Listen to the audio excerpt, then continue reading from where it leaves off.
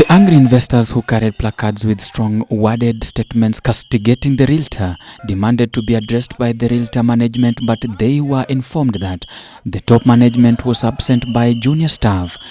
The company is accused of failing to honor land transaction promises to the investors, summing to over 50 who secured a loan to pursue their land investment dreams. One of the buyers wa ploti ya Lesedi, mtu unajinyima upate ploti but hakuna ploti inakuja. Saizi ni mwaka imeenda. So si tukakuwa wazuri, tukaenda kwa Lesedi, tukawaambia wakuje mkutano, wakatuita mkutano ya kwanza, wakatupiga PR.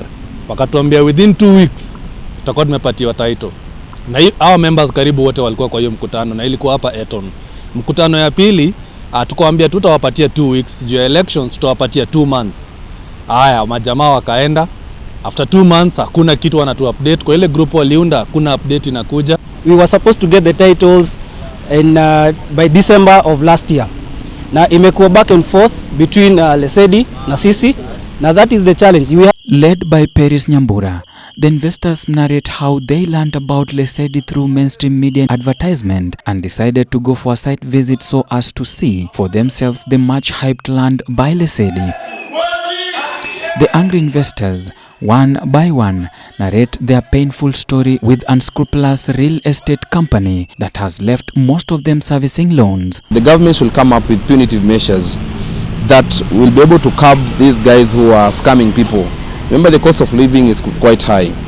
There are other organizations that the government has come up with to control this idea of stealing from people, scamming and other things.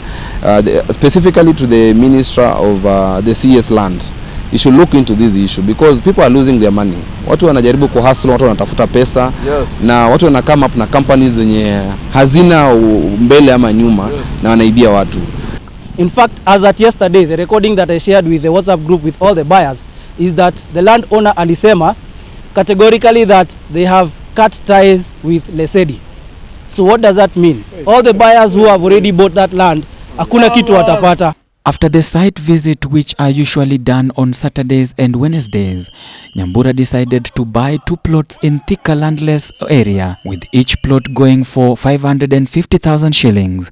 Upon paying Lesedi 1.1 million shillings for the 2 plots about a year ago, Nyambura says to date, she has not gotten her title deed and Lesedi remains non-committal on the same. Ni kati ya wale watu ambao walinunua shamba ya Lesedi pale landless, na ilikuwa inaitwa Olympia 1 landless. Na ni shamba tulipelekwa, tukaona, tulibebwa na bus vizuri, tukapelekwa site, tukaona vizuri, tukaelezewa, nikaanza kulipa. Nilikuwa na pesa, nimechukua loan pahali kwa bank, nikaanza kulipa, na walikuwa wananiharakisha sana. Ukinipa pesa kidogo unakaa ukipigiwa simu, tutapeana hii shamba yako kwa sababu watu ni wengi wanataka, na wewe umechukua plots 2 na umedelay kumaliza kulipa. So nikaharakisha, na nikimaliza kulipa title itatoka lini? In 3 months time. So nikaharakisha, nikalipa. Sasa tumekuja tukajua kuna hiyo mvurutano kati ya mguzaji wa shamba na Lesedi. The management ya Lesedi ni kama hawakumalizana kulipana pesa vizuri. Kwa hivyo title zetu haziwezi toka. Kama ni shamba imekuwa ngumu kutupatia title, waturudishie pesa zetu. Wengine wamechukua malon. Mimi na rafiki yangu mmoja mwenye nilimrefer kwa hii project, sasa amenichukia kwa sababu nilimwambia hiyo kampuni inakaa kampuni kubwa, ni kampuni imejipanga, ofisi zao ni mzuri. Huyu jamaa alichukua loan kwa job, analipa hiyo loan hadi leo, na hiyo loan analipa na interest. Inamuuma sana. Was still when she attempted to develop her 2 plots. This is when she learned things had turned south, as the fences she had erected were destroyed by the original landowner who claimed Lesedi had not paid him a whopping 12 million shillings and therefore would not allow any subdivisions unless his dues are settled. WhatsApp communications, screenshots kutoka kwa Mr. Jeffrey Kiragu, ambaye amekuwa kitu threaten hapa hivi, calling us cabals, also calling us hao wengine wanawaita handmen, that wanakuja ati we are crooks. Sasa zile tunakuja kuitisha haki yetu huku hivi kwa ofisi.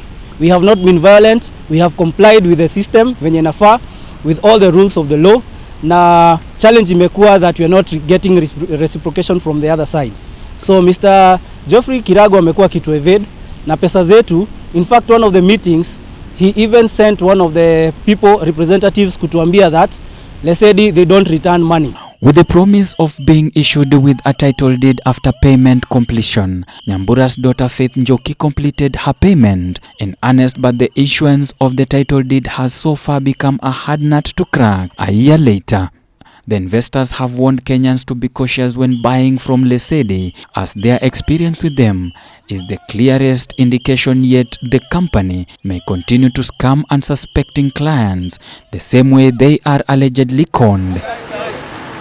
They have also called on the government through the Ministry of Lands to come up with punitive measures to curb the unscrupulous realtors out to con Kenyans their hard-earned money.